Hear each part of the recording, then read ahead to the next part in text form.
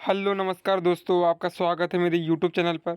जैसा कि हम थंबनेल देखा, इस वीडियो को सभी श्रमिक भाई, आउटसोर्स भाई, दैनिक वेतन भाई सभी देखें, सभी कर्मचारी देखें और इस वीडियो को ज़रूर साझा करें। देख लेते विस्तार पूर्वक। संसाधनों पर अधिकार के लिए श्रमिकों को आगे आना होगा।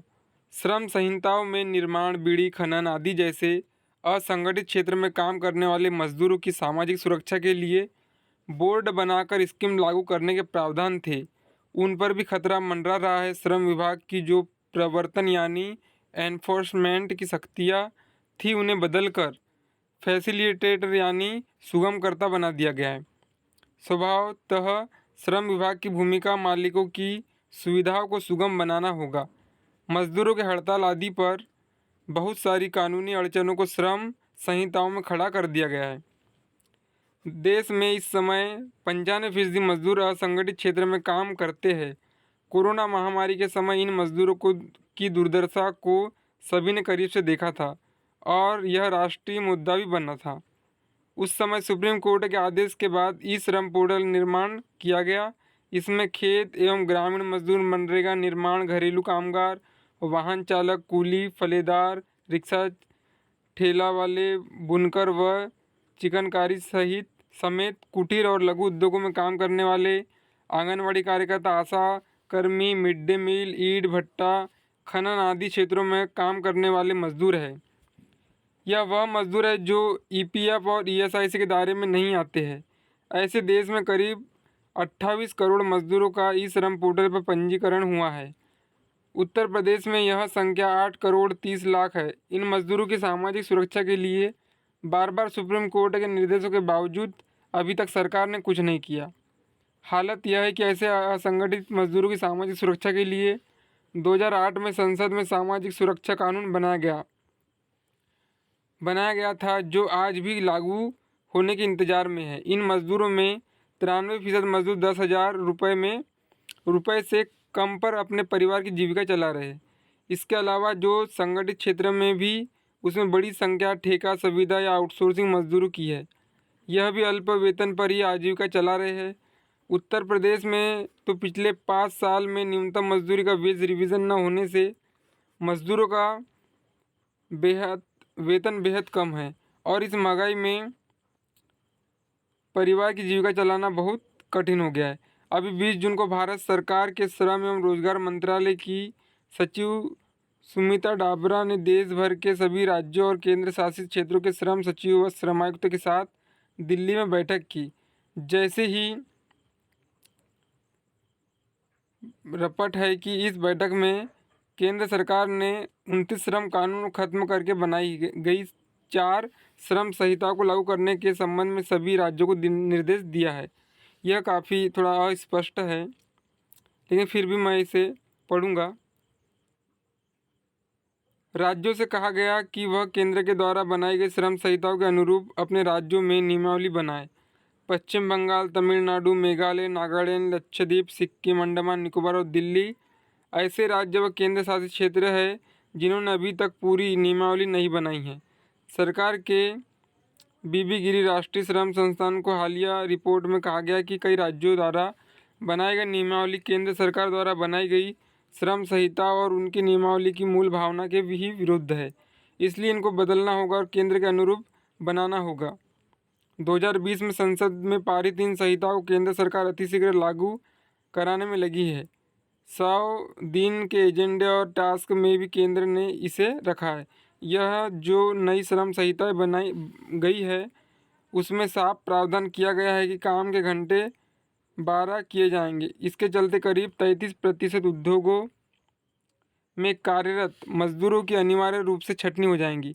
इतना ही नहीं, 12 घंटे काम होने के बाद मजदूरों को निम्न कर्म के लिए करीब 17-18 घंटे काम करना पड़ेगा। इसके अलावा उनकी शारीरिक अवस्था पर भी बेहद बुरा प्रभाव पड़ेगा। इसके कारण उनकी शारीरिक अवस्था पर भी बेहद बुरा प्रभाव पड़ेगा और बेहद कम उम्र में ही ब्लड प्रेशर, शुगर जैसी तमाम बीमारियों का उन्हें शिकार होना पड़ेगा। इन श्रम संहिताओं में यह प्रावधान किया गया है कि अभी चल रही न्यूनतम मजदूरी की जगह फ्लोर लेबर मजदूरी लाई जाएंगी। इसका मतलब है कि किसी तरह अपने 4 यूनिट परिवार को, जिसमें पति पत्नी और 2 बच्चे शामिल हैं, उनके खाने पीने पहनने के कपड़े के लिए जो न्यूनतम मजदूरी तय की जाती है उसे भी कम करके फ्लोर लेवल मजदूरी तय की जाएंगी, जिससे इस भीषण महंगाई में किसी तरह अपने परिवार की जीविका चलाने वाले मजदूर की ज़िंदगी बेहद कठिन हो जाएंगी। नई आर्थिक औद्योगिक नीति आने के 33 सालों में पूरे देश में ठेका प्रथा ने विशाल स्वरूप ग्रहण लिया है। देश की संसद से लेकर कारखाने तक और यहाँ तक कि टीचरों, डॉक्टरों, इंजीनियरों, नर्सों, कंप्यूटर ऑपरेटरों आदि के प्रोफेशनल क्षेत्र में भी ठेका प्रथा लागू की जा रही है। इस प्रथा का सिर्फ एक मकसद था, श्रम शक्ति को भयंकर लूट को अंजाम देना, जो काम स्थायी मजदूर से ज़्यादा वेतन अदा करके और उसकी जीवन सुरक्षा को सुनिश्चित करके कराया जाता था, उसी काम को ठेका प्रथा में बेहद कम मजदूरी पर कराया जा रहा है। नई श्रम संहिता में इस ठेका प्रथा से भी बदतर फिक्स टर्म एम्प्लॉयमेंट को लाया गया। माने कुछ अवधि के लिए मजदूरों को काम पर रखा जाएगा और उनके ऐसे काम में ईपीएफ, ईएसआईसी, बोनस, पेंशन, ग्रेजुइटी आदि तमाम सुविधाएं नहीं रहेंगी। ठेका मजदूर कानून 1970 में अभी जो स्थायी कामों में ठेका प्रथा से नियोजित करने पर रोक लगी हुई थी उसे संहिताओं में खत्म कर दिया गया। यहाँ तक कि समान काम के समान वेतन के प्रावधान को भी हटा दिया गया है।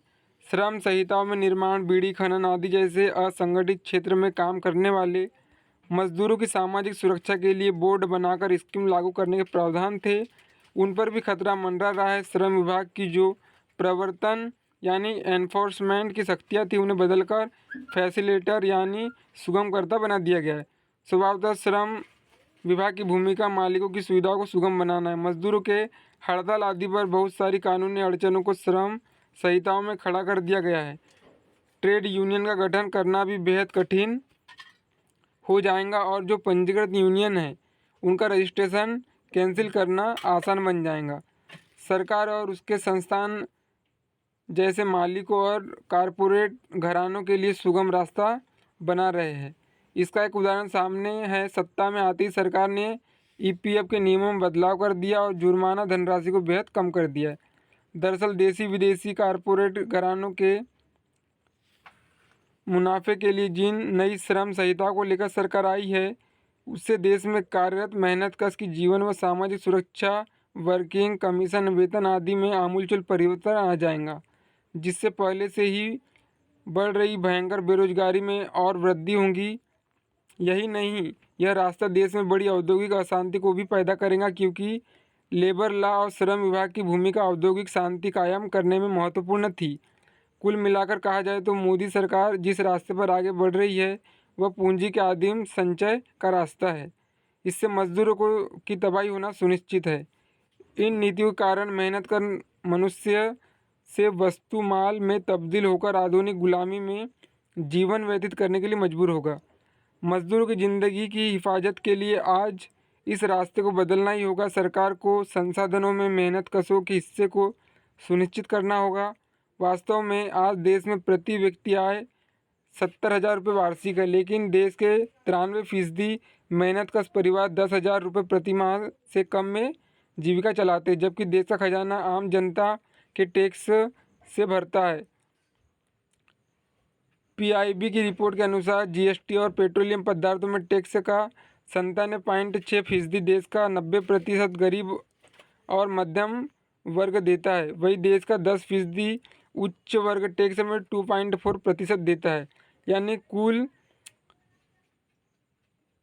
2,74,08,718 रुपये में से 26,82,748 रुपये 90% आम आदमी जमा करता है और उच्च वर्ग महज 65,969 करोड़ रुपए का योगदान देता है। आम आदमी से प्राप्त धन में पात्र 5 करोड़ रुपए ही सरकार मनरेगा, मुफ्त राशन, शिक्षा, स्वास्थ्य आदि सामाजिक सुरक्षा क्षेत्र पर खर्च करती है। स्पष्टतः देश की आपका बड़ा हिस्सा कारपोरेट घरानों द्वारा हड़प लिया जा रहा है। इससे देश में असमानता को बड़े पैमाने पर बढ़ाने का काम किया है विश्व असमानता लेब की रिपोर्ट के अनुसार इस समय मौजूदा असमानता 1922 में पैदा हुई असमानता से भी ज़्यादा और ऊपरी 10% लोगों के पास देश की संपत्ति का 65% और आय का 57% हिस्सा है। इसलिए मजदूर वर्ग को आने वाले समय में सामाजिक व जीवन सुरक्षा मजदूर विरोधी नए लेबर कोड की हर हाल में लोकतांत्रिक अधिकारों की रक्षा सर्वोपरि देश की आय और संसाधनों में हिस्सेदारी के लिए एक बड़ी राजनीतिक पहल के लिए अपने को तैयार करना होगा। यह पूरे देश के मजदूरों के लिए एक संदेश है। धन्यवाद।